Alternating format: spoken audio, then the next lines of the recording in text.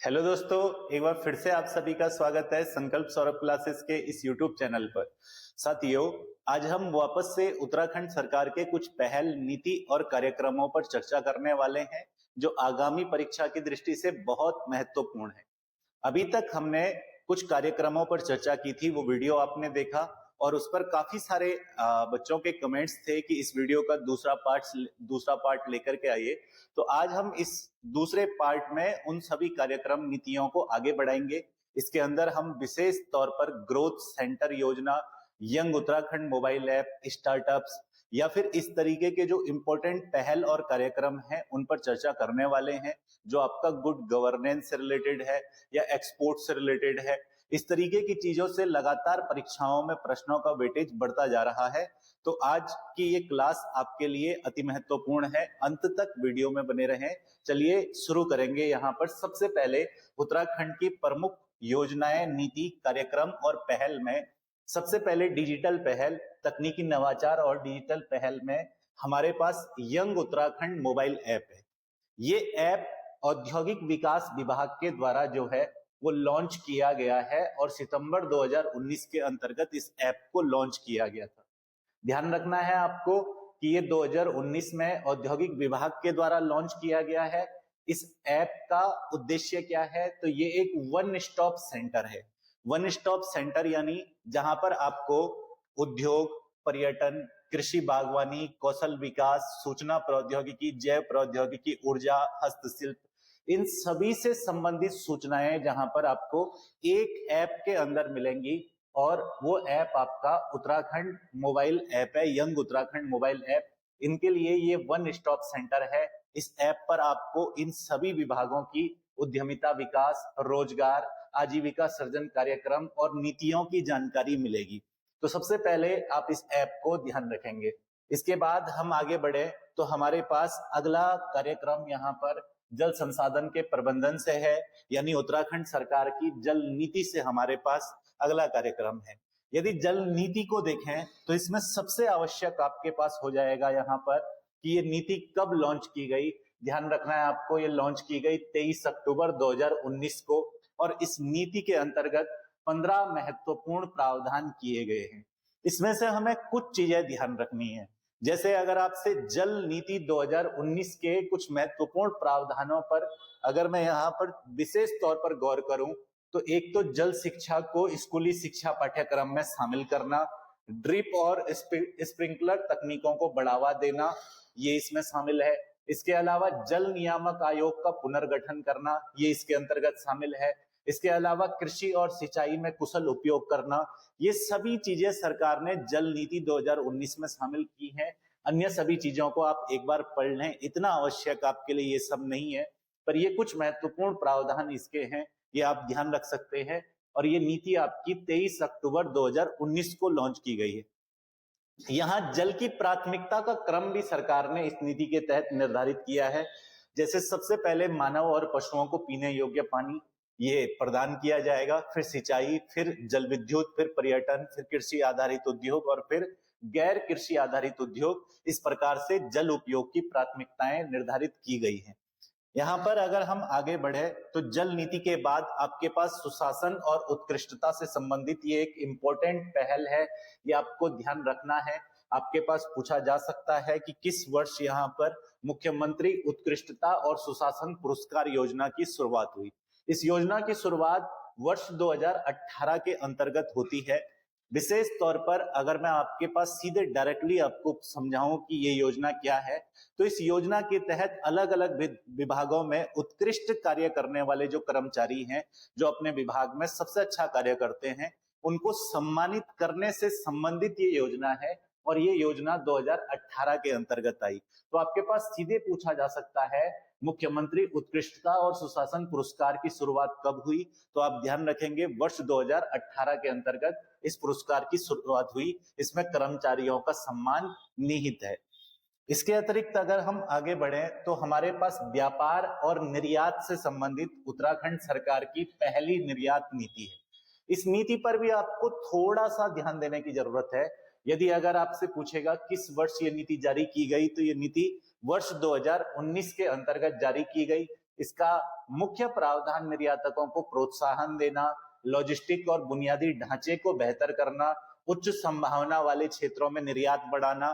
कुल मिलाकर के आप ये ध्यान रखें कि 2019 में जो निर्यात नीति आई है उसके तहत सरकार कुछ क्षेत्रों में निर्यात को बढ़ावा देना चाहती है, एक्सपोर्ट को बढ़ावा देना चाहती है। जैसे आयुष में, औषधियों में राज्य सरकार यहाँ पर निर्यात को बढ़ावा देना चाहती है, कृषि बागवानी उत्पादों में, या फिर आपका खाद्य प्रसंस्करण में, फूड प्रोसेसिंग में यहाँ पर, या जैविक उत्पाद जितने भी हैं, सुगंधित उत्पाद, एरोमा नीति के तहत सुगंधित उत्पादों के निर्यात को सरकार बढ़ाना चाहती है। हस्तशिल्प क्षेत्र में सरकार निर्यात बढ़ाना चाहती है। जैव प्रौद्योगिकी में निर्यात को बेहतर करना चाहती है। इसके लिए ये निर्यात नीति लॉन्च की गई थी 2019 के अंतर्गत। ये आप विशेष तौर पर ध्यान रखेंगे। यदि हम आगे बढ़े यहाँ पर, तो आपके पास अगली जो पॉलिसी है, अगली जो नीति है, ये भी अपने आप में महत्वपूर्ण हो जाती है।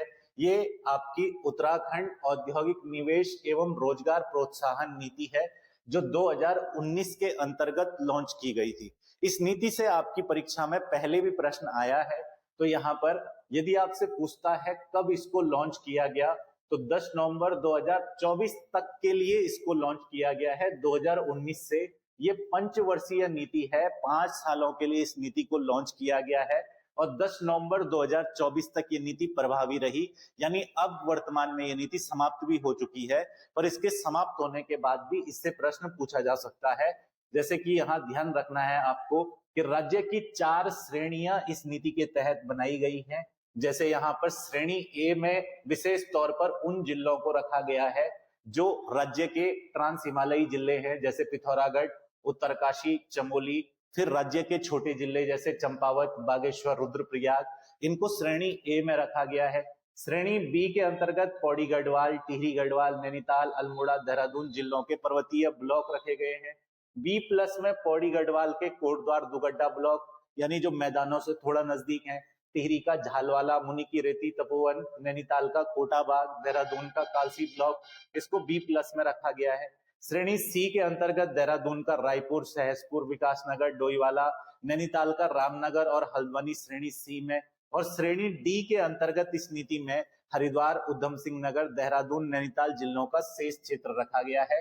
ये चीजें आप एक बार एक तरीके से मोटा मोटा तौर पर देख लेंगे कि कौन कौन सी श्रेणी में कौन कौन से क्षेत्रों को रखा गया है।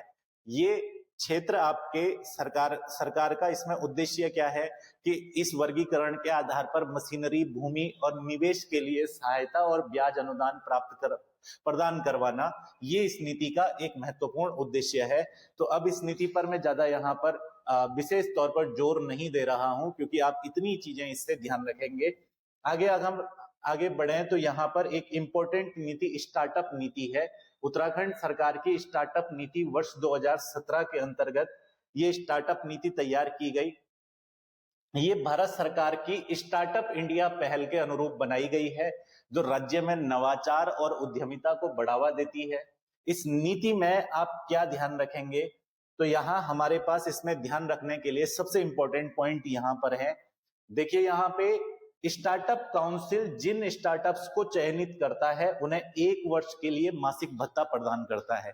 यानी स्टार्टअप काउंसिल कुछ स्टार्टअप्स को चयनित करेगा और उन्हें 1 वर्ष के लिए जैसे 20,000 रुपए प्रति माह ऐसे मासिक भत्ता प्रदान करेगा। लेकिन उसके लिए इनमें से कोई एक पात्रता स्टार्टअप के पास होनी चाहिए, या तो सेबी का AIF 1 श्रेणी या 2 श्रेणी का पंजीकरण हो, या सरकारी अनुदान स्वीकृति पत्र हो, या राजस्व रन रेट पिछले 3 सालों में 50,000 से 10 लाख प्रति माह तक का उसका राजस्व हो। तो ऐसे स्टार्टअप्स को स्टार्टअप काउंसिल 20,000 रुपए प्रति माह देती है।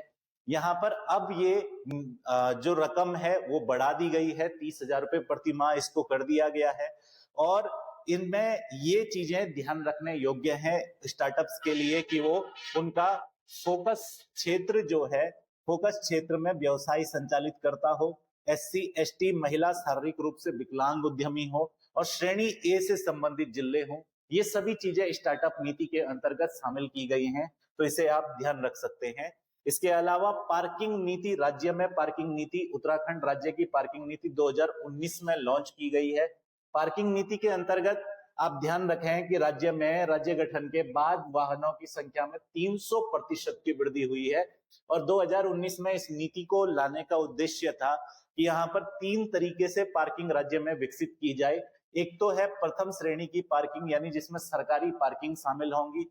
एक है द्वितीय श्रेणी की पार्किंग, जिसमें पीपीपी मोड पर पार्किंग बनाई जाएंगी, यानी पब्लिक प्राइवेट पार्टनरशिप प्रोग्राम के तहत पार्किंग का निर्माण किया जाएगा। और तीसरी है निजी पार्किंग यहाँ पर विकसित की जाएगी, जिससे राज्य में आने वाले पर्यटकों को, आगंतुकों को किसी प्रकार की कोई समस्या ना हो। तो अगर आपके पास पार्किंग नीति पूछी जाती है तो पार्किंग नीति आपकी 2019 के अंतर्गत राज्य सरकार ने लॉन्च की है। इसके बाद हम आ जाते हैं किसान कल्याण और महिला सशक्तिकरण पर। तो इसमें आपके पास एक इंपॉर्टेंट योजना यहाँ पर दीनदयाल उपाध्याय किसान कल्याण योजना है, जो 2017 के अंतर्गत सरकार के द्वारा लॉन्च की गई है। आप यहाँ पर ध्यान रखेंगे कि इस योजना के तहत लाभार्थी छोटे और सीमांत किसान हैं। इसके अलावा बीपीएल परिवार इसमें लाभार्थी हैं। योजना का अगर हम देखेंगे क्या क्या प्रावधान है, तो सबसे महत्वपूर्ण प्रावधान है कि इस योजना के तहत सरकार किसानों को 1 लाख रुपए तक का ब्याज मुक्त कृषि ऋण प्रदान करती है और स्वयं सहायता समूहों के लिए 5 लाख तक की ऋण सीमा इस योजना के तहत रखी गई है। तो आप इसमें ऋण सीमा ध्यान रखेंगे कि स्वयं सहायता समूहों के लिए 5 लाख तक की ऋण सीमा है और 1 लाख तक किसान ब्याज मुक्त ऋण उपलब्ध करवाती है। ये योजना आपकी 2017 के अंतर्गत आई है, एक महत्वपूर्ण पहल है। इसके अतिरिक्त आपके पास एक इंपॉर्टेंट कार्यक्रम, विशेष तौर पर मैं इसको इंपॉर्टेंट मार्क करूंगा, इंपॉर्टेंट कार्यक्रम है सखी वन स्टॉप सेंटर। अब ये जो सखी वन स्टॉप सेंटर है, ये किसके द्वारा विकसित किया गया है? ये महिला सशक्तिकरण विभाग के द्वारा विकसित किया गया है। इसका उद्देश्य है महिलाओं और लड़कियों को एक ही छत के नीचे एकीकृत सेवाएं प्रदान करना, जिसमें उन्हें तत्काल सहायता और समर्थन मिल सके। ये सखी वन स्टॉप सेंटर का प्रमुख उद्देश्य है। यानी इस वन स्टॉप सेंटर पर उनको कौन कौन सी सेवाएं प्रदान की जाएंगी, जैसे अस्थायी आश्रय, कहने का मतलब यह है कि उन्हें सुरक्षित आवास की सुविधा मिलेगी। पुलिस डेस्क, यहाँ पर उनको कानूनी सुरक्षा और सहायता मिलेगी, कानूनी सहायता और प्रतिनिधित्व उनको यहाँ पर मिलेगा, स्वास्थ्य सेवाएं उनको यहाँ पर मिलेगी और मनोसामाजिक सहायता या मार्गदर्शन, उनको परामर्श वगैरह भी यहाँ पर दिया जाएगा। 24x7 इसके लिए एक हेल्पलाइन सुविधा लॉन्च की है महिला सशक्तिकरण विभाग ने। तो अगर आपसे पूछता है सखी वन स्टॉप सेंटर क्या है, तो ये जो है महिलाओं और लड़कियों के लिए सारी एकीकृत सेवाओं को एक जगह पर प्रदान करने का वन स्टॉप सेंटर। यदि हम आगे बढ़े यहाँ पर, तो हमारे पास पोषण और सामाजिक कल्याण योजना भी है, जिनमें उत्तराखंड सरकार की गोद योजना, जो वर्ष 2019 के अंतर्गत प्रारंभ हुई, एक महत्वपूर्ण योजना है। इस योजना में आप ध्यान रखेंगे कि ये योजना विशेष तौर पर कुपोषण, जो बच्चे कुपोषण से पीड़ित हैं, उन्हें कुपोषण के दायरे से बाहर लाने के लिए इस योजना को लाया गया है। और कैसे ये योजना कार्य करेगी, तो यहाँ पर मुख्यमंत्री, प्रत्येक मंत्री, सचिवालय और जिला स्तर के अधिकारी एक कुपोषित बच्चे को गोद लेंगे और तब तक उस बच्चे की मॉनिटरिंग करेंगे, उसकी निगरानी करेंगे जब तक वो कुपोषण के दायरे से बाहर नहीं आ जाता। इसमें समन्वय स्वास्थ्य विभाग और आंगनबाड़ी कार्यकर्ताओं के साथ मिलकर के किया जाएगा। ये एक योजना, आप इंपॉर्टेंट योजना याद रखेंगे, गोद योजना 2019 में प्रारंभ हुई और बच्चों को कुपोषण के दायरे से बाहर लाने से संबंधित योजना है, जिसमें सभी संबंधित विभाग के अधिकारी, जैसे मुख्यमंत्री, प्रत्येक मंत्री, सचिवालय, जिला स्तर के अधिकारी, ये कुपोषित बच्चों को गोद लेंगे और तब तक उनकी निगरानी करेंगे जब तक वो कुपोषण के दायरे से बाहर नहीं आ जाते हैं। इसके अतिरिक्त अगर हम आगे बढ़े, तो हमारे पास राज्य सरकार के द्वारा दाल पोषित योजना सितंबर 2019 में लॉन्च की गई है। सितंबर माह के प्रारंभ में इस योजना को लॉन्च किया गया है। इसके तहत सरकारी सस्ते गल्ले की दुकानों पर 2 किलोग्राम हर महीने रियायती दरों पर दाल उपलब्ध करवाई जाती है। ये आपका सार्वजनिक वितरण प्रणाली पीडीएस से संबंधित है, पब्लिक डिस्ट्रीब्यूशन सिस्टम, उससे ये आपका संबंधित है। तो ये आप इसके अंतर्गत ध्यान रखेंगे कि इस योजना के तहत प्रति माह 2 किलो दाल जो है वो रियायती दर पर उपलब्ध करवाई जाती है। यदि आगे बढ़े, तो अगला आपके पास ग्रोथ सेंटर योजना है। ये एक इंपॉर्टेंट पहल है। ग्रोथ सेंटर योजना अगर आपसे पूछा जाता है कब शुरू हुई, तो ग्रोथ सेंटर योजना आपकी 2019 के अंतर्गत शुरू हुई। क्या है ग्रोथ सेंटर योजना का उद्देश्य? सरकार यहाँ पर कृषि और उद्योग को बढ़ावा देने के लिए कुछ ग्रोथ सेंटर राज्य के प्रत्येक जिले में विकसित करेगी, जिनमें प्रशिक्षण की सुविधा, प्रसंस्करण, पैकेजिंग और मार्केटिंग की सुविधा होगी। ये सभी चीजें तो ठीक है, लेकिन आपके पास इस योजना में सबसे जरूरी हो जाता है कि कौन से जिले में कौन सा ग्रोथ सेंटर विकसित किया जाएगा। तो ध्यान रखना है कि सहसपुर में रेशम आधारित ग्रोथ सेंटर बनाया गया है इसके तहत। विकासनगर में वस्त्र आधारित ग्रोथ सेंटर, ये हुआ आपका देहरादून जिले का। तो देहरादून में 2 ग्रोथ सेंटर ध्यान रखने हैं, सहसपुर में रेशम आधारित ग्रोथ सेंटर और विकासनगर में वस्त्र आधारित ग्रोथ सेंटर बनाया गया है। चमोली में आपका हस्तशिल्प और चमोली में आपका पीपलकोटी में हस्तशिल्प ग्रोथ सेंटर और देवाल में शहद विकास ग्रोथ सेंटर बनाया गया है।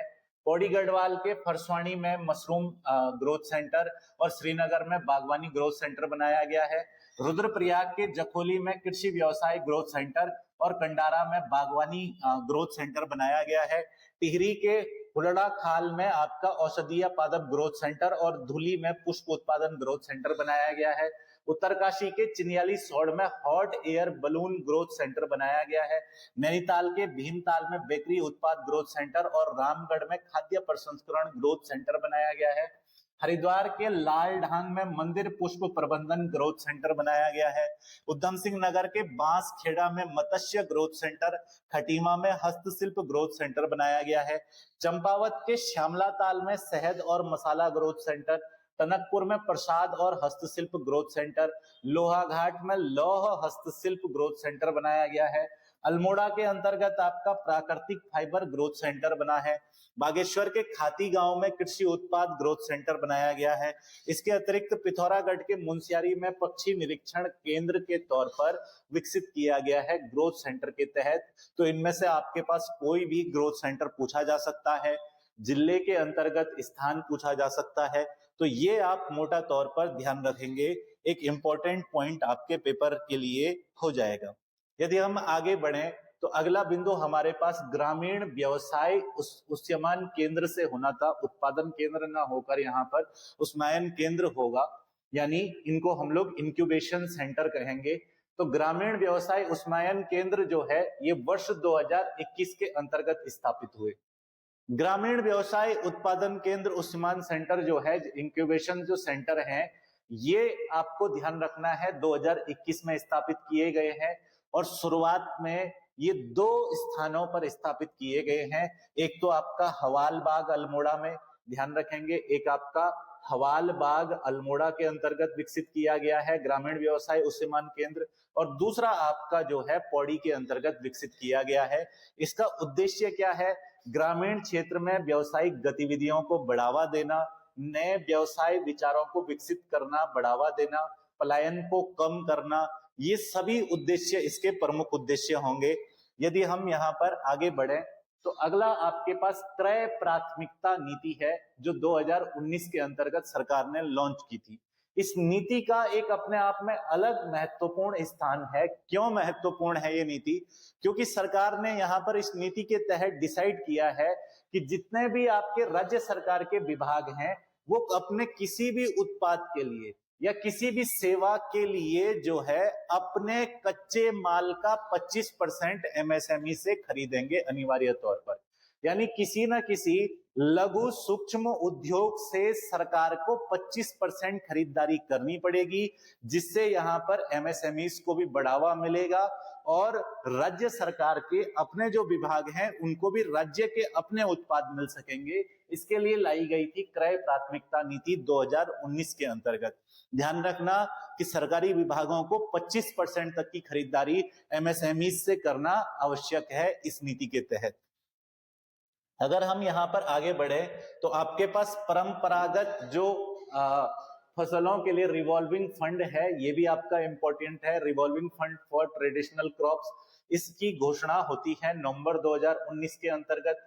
देखिए, आपसे पूछेगा कितने करोड़ का रिवॉल्विंग फंड बनाया है परंपरागत फसलों के लिए, तो ध्यान रखिएगा 10 करोड़ का यहाँ पर सरकार के द्वारा रिवॉल्विंग फंड बनाया गया है। कार्य प्रणाली इस रिवॉल्विंग फंड की क्या है? सरकार मंडी परिषदों के जरिए किसानों की फसल खरीदेगी, उनको प्रोसेस करेगी। यहाँ पर आप देख सकते हैं कि मंडी परिषद के जरिए किसानों की फसल खरीदेगी, प्रसंस्करण के बाद उसे व्यापारियों को बेचेगी, यानी उसको प्रोसेस करने के बाद व्यापारियों को बेचेगी और अर्जित लाभ किसानों को हस्तांतरित किया जाएगा। Mandi board no profit no loss के आधार पर काम करेंगे। मंडी रिवॉल्विंग फंड का सीधा सीधा मतलब ये है कि मंडवा, झंगोरा, सोयाबीन, गेहत, रामदाना, काला भट्ट, ये परंपरागत फसलें किसानों से खरीदी जाएंगी, इनसे कुछ उत्पाद बनाए जाएंगे। जैसे मंडवे से माना सरकार के द्वारा मंडवा खरीद करके उससे बिस्किट बना दिया गया। अब प्रसंस्करण करने के बाद बिस्किट ज्यादा महंगा बिकेगा, उससे जो प्रॉफिट होगा वो प्रॉफिट किसान को ही दिया जाएगा। यहाँ पर जो मंडियां होंगी वो नो प्रॉफिट नो लॉस के बेस पर काम करेंगी, क्योंकि प्रॉफिट का पूरा हिस्सा किसान को दिया जाना है। इसके लिए 10 करोड़ का मंडी रिवॉल्विंग फंड बनाया गया है, यह आप विशेष तौर पर ध्यान रखेंगे। और इसमें फसलें ध्यान रखनी है, जैसे मंडवा, झंगोरा, जो राज्य की परंपरागत फसलें हैं, उन फसलों को शामिल किया गया है।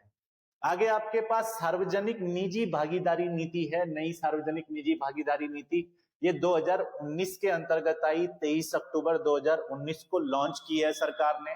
इस नीति का नाम है public private partnership policy, PPP model. आप जानते हैं अर्थव्यवस्था का, उस पीपीपी मॉडल को बढ़ावा देने के लिए पीपीपी नीति लाई है सरकार, 2019 में लाई है। इसके तहत जो है 50 करोड़ तक सरकार के अगर कोई फर्म या कोई इंडस्ट्री निवेश कर रही है तो उस वित्त पीपीपी समिति से उसे अनुमति दी जाएगी, और 50 करोड़ से अधिक अगर वो निवेश करती है तो वित्त सचिव की अध्यक्षता वाली व्यय वित्त समिति उसे यहाँ पर अनुदान देगी। ये सारी चीजें इसके अंतर्गत शामिल की गई है। इतनी सारी चीजें अगर आप ध्यान न भी रखें और मुख्य तौर पर आपसे अगर पूछा जाए ये नीति कब लॉन्च हुई, तो आप मुख्य तौर पर तिथि ध्यान रखें, 23 अक्टूबर 2019 को इस नीति को लॉन्च किया गया। आगे बढ़ेंगे तो हमारे पास दिव्यांगों के लिए समान अवसर नीति है। ये नीति 2020 के अंतर्गत लॉन्च की गई है। जैसे इसमें क्या क्या प्रावधान किया गया है दिव्यांगों के लिए, विशेष बीमा योजना की शुरुआत की गई है। बीमा कंपनियों को सरकार प्रोत्साहित करेगी कि वो दिव्यांगों को, यानी जो हैंडीकैप लोग हैं, उनका बीमा करे। इसके अलावा सभी सरकारी जो कार्यालय हैं वहां पर दिव्यांगों को सुलभता से कार्य करने का मौका मिले। विकास सर्वेक्षण हर 5 साल में दिव्यांग बच्चों के विकास की निगरानी की जाए। इसके अलावा दिव्यांगों के शिक्षा और शोध पर जो है यहाँ पे विश्वविद्यालयों में इन मुद्दों पर शोध हो। 5% उन्हें सरकारी नौकरियों में आरक्षण दिया जाए। ये सभी चीजों को लेकर के दिव्यांगों के लिए समान अवसर नीति 2020 में लॉन्च की गई। यहाँ अगर हम सभी योजनाओं का एक बार में सारांश देखें, यानी इन सभी की समरी अगर हम फटाफट से देखें, तो यहाँ सबसे पहले आपके पास जो दिया गया है यंग उत्तराखंड मोबाइल ऐप, मैंने बताया था सितंबर 2019 में ये ऐप आया। उद्यमिता रोजगार की जानकारी के लिए वन स्टॉप सेंटर है। राज्य जल नीति जो है ये आपका 23 अक्टूबर 2019 को जल अंकेक्षण, पहली बार जल बर्बादी पर जुर्माना इस नीति के तहत सरकार ने लगाया। मुख्यमंत्री उत्कृष्टता और सुशासन पुरस्कार 2018 में आया है। सांस्कृतिक कार्य, सरकारी कार्य संस्कृति में उत्कृष्टता के लिए दिया जाता है। निर्यात नीति 2019 में सरकार ने बनाई है, राज्य की पहली निर्यात नीति है। औद्योगिक निवेश और रोजगार प्रोत्साहन नीति 2019 में आई थी।